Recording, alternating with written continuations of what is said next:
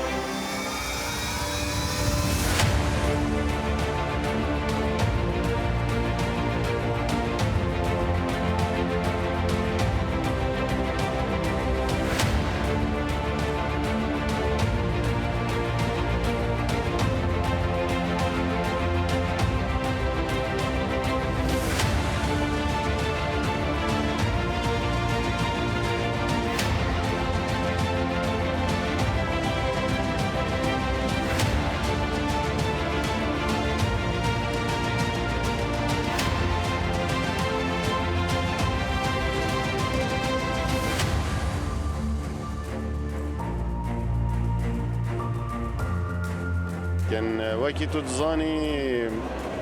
فيستيفال دهمين فيستيفالا فيلم فيستيفالا دوكياني دولتية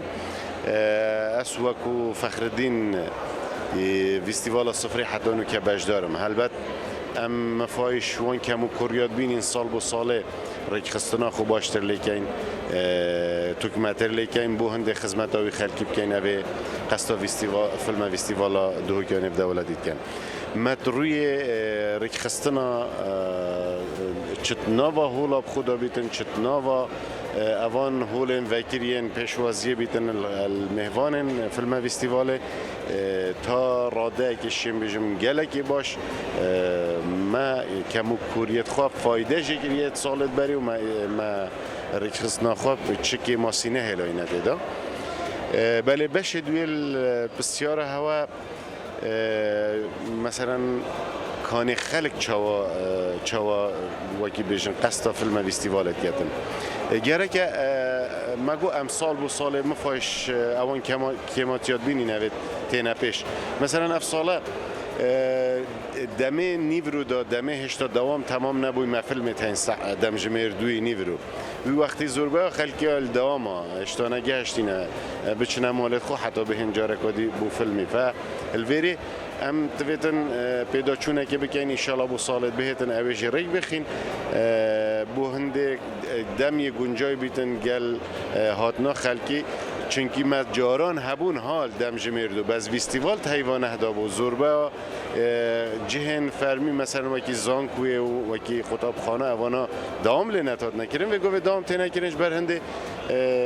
مهوانت کفنا اوی تایمه نیورو دا بیچه که جمعه ما هنده که کم قصد آوان فیلمات کرد